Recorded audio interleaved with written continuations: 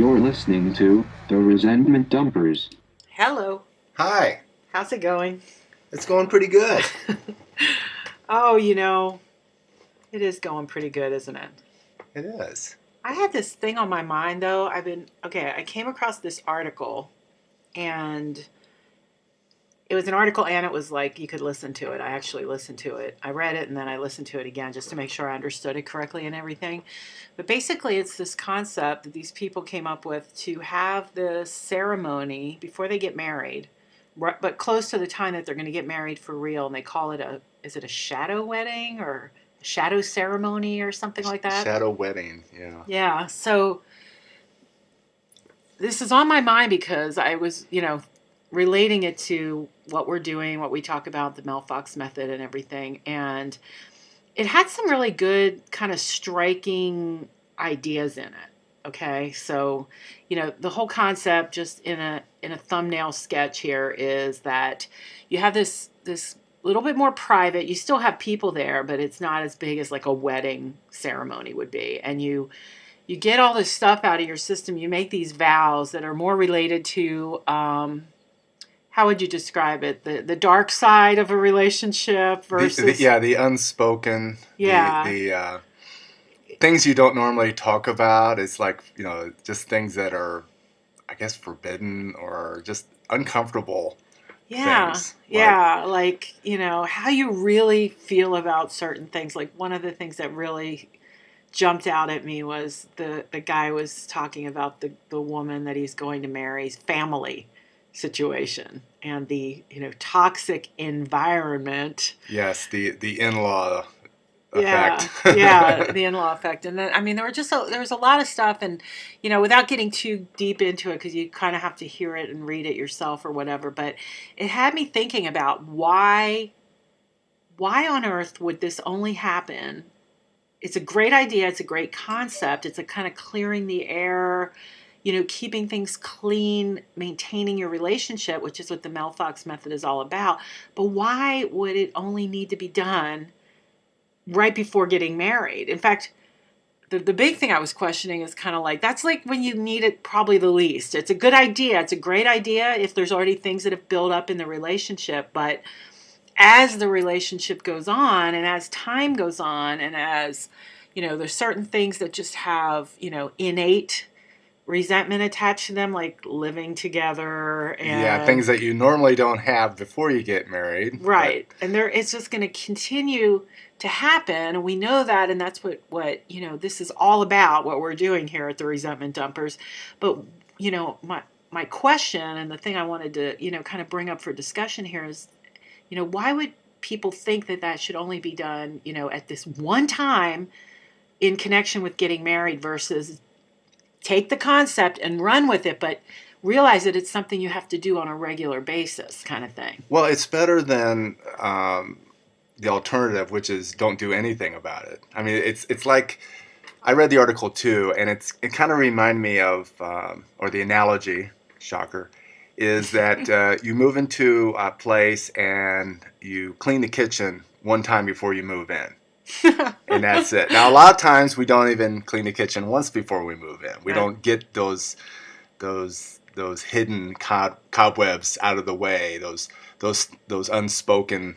We think it's fine to just stick our dishes in there already or whatever, right? Yeah, those unspoken possible sources for resentment. Clean that out. But the thing is, the kitchen's going to get dirty all the time. It's not like you clean it once and that's it. It's kind of like, if you want to get in shape, you don't just run around the block and say, "Hey, I'm in shape now." That's it. Well, you could always say the kitchen is clean and now you can never go in it again.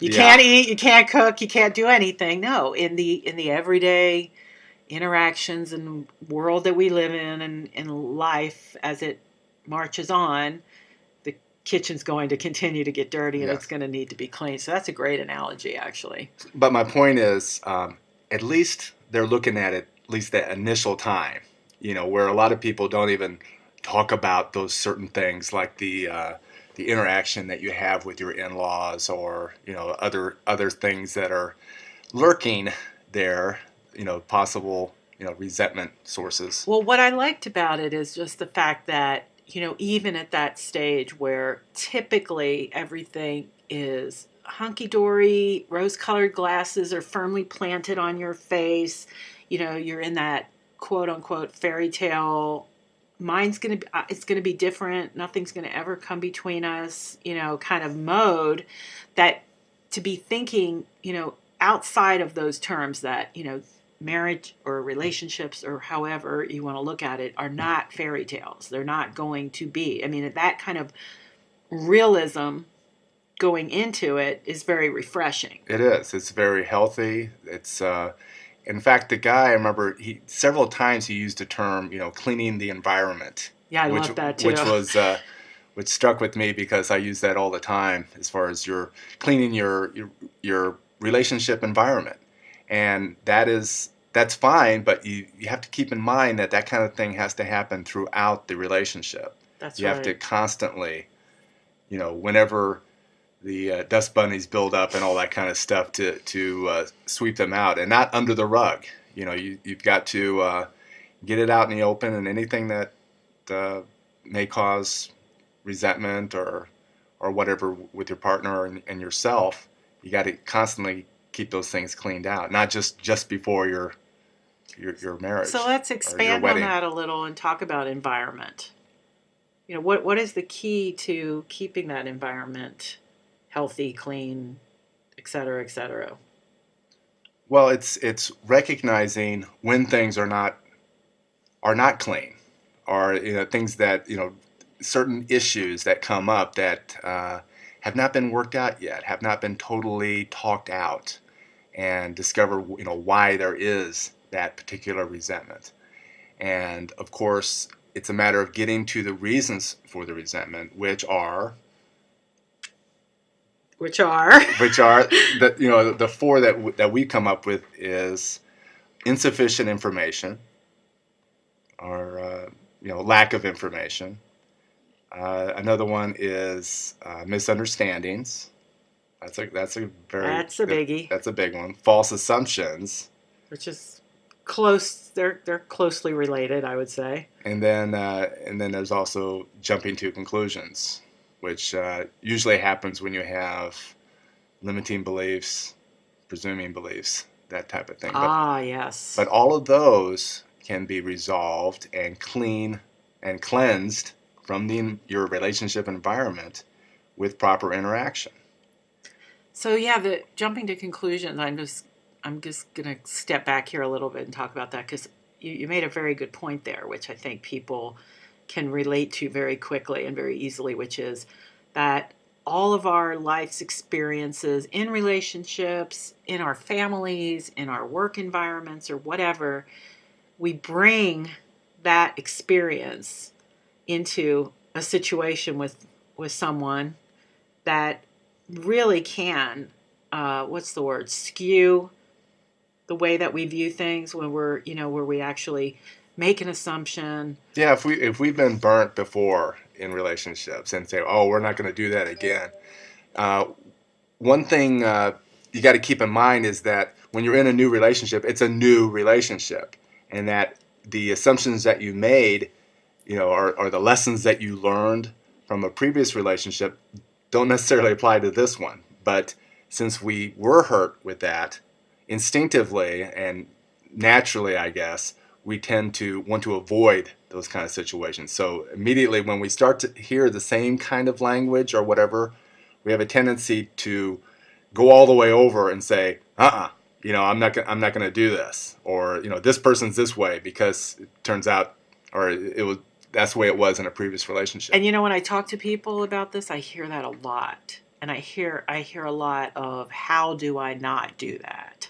How do I, get in a mindset where, each situation is, kind of judged on its own merit kind of thing. And I mean, isn't that part of the Mel Fox method too, is being able to uncover those kind of limiting beliefs? And yes, but it's one of those things where if you find yourself or your partner jumping to conclusions through effective interaction, you can weed that out, and you can come, oh yeah, I did jump to conclusions on this one or whatever. But it's a matter of keeping the communication lines open, and especially in a controlled environment like an interaction where both people are on the same side, or going into it saying, okay, we're going to resolve this particular resentment, and keeping your partner on your side of the net and working through and finding out what is resentment, which may be the fact that one of you jumped to a conclusion on a particular issue. Yeah, and it's really, I've had that experience, and it's very enlightening, very liberating kind of feeling when you can actually,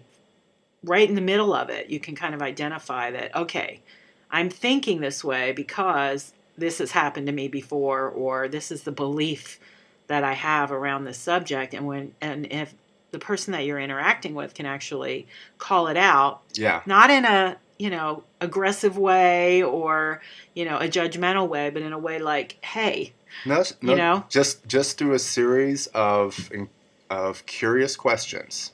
It's like, why did you go here? Well, you did this, so therefore you're going to do this, right? No.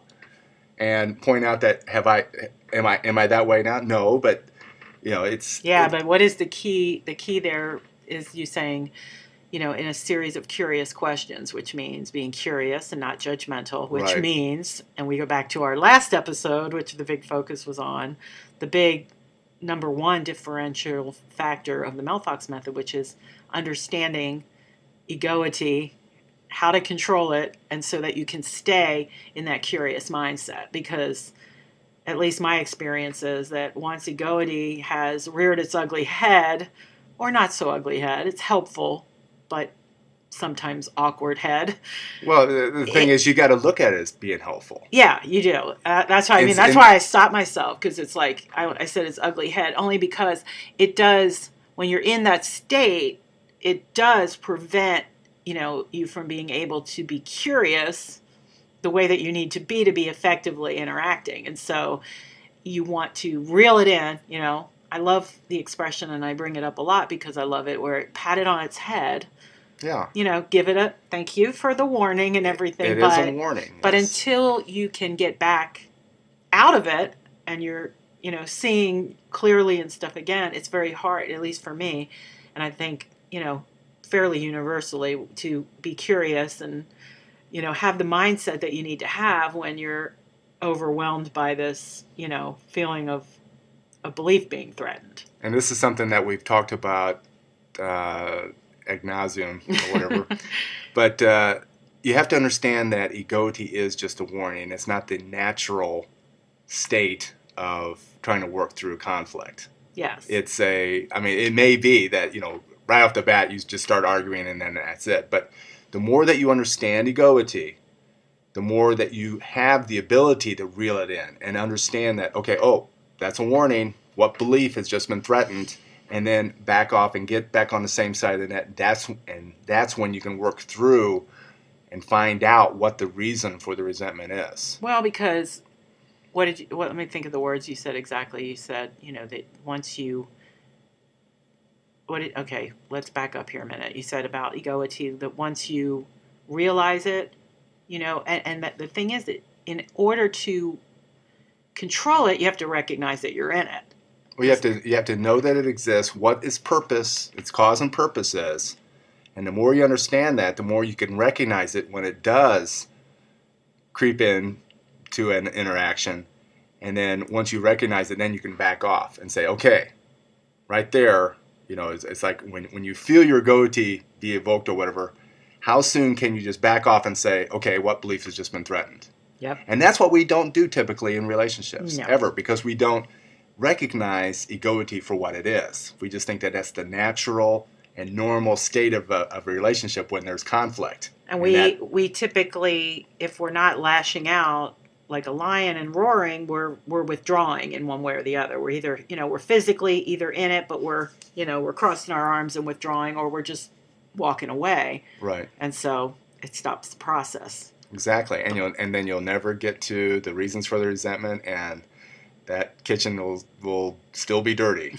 Yeah, and yes, we do talk about this ad nauseum, and I think we will continue to, because of the fact that it is the kind of critical factor of understanding what it takes to resolve conflict and restore relationships. So yes, if you think we're talking about it a lot, get used to it, because we're going to continue to, because it really, if you think about it, no matter what topic we come on to discuss here or write about or whatever, that's going to come up, because it's the central focus. It's the key factor that is missing from our everyday conflict resolution. Yep. Is the fact that, okay, why are we upset? What causes us to look at our partner that we chose to be with, forsaking all others, yet we're arguing with them. We're trying, we're belittling fighting, them. We're trying to be right. We're trying to win. We're trying all these things, that the mindset of arguing and the mindset of,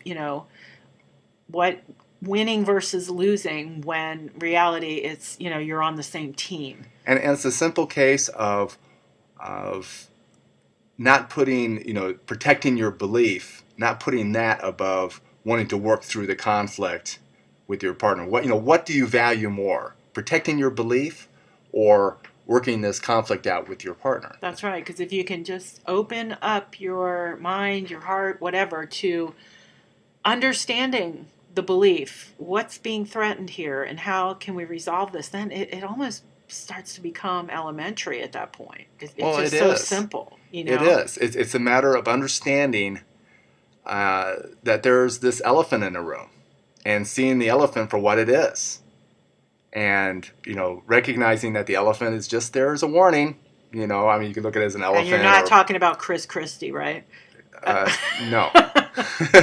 Sorry. Relevant news story. Go ahead.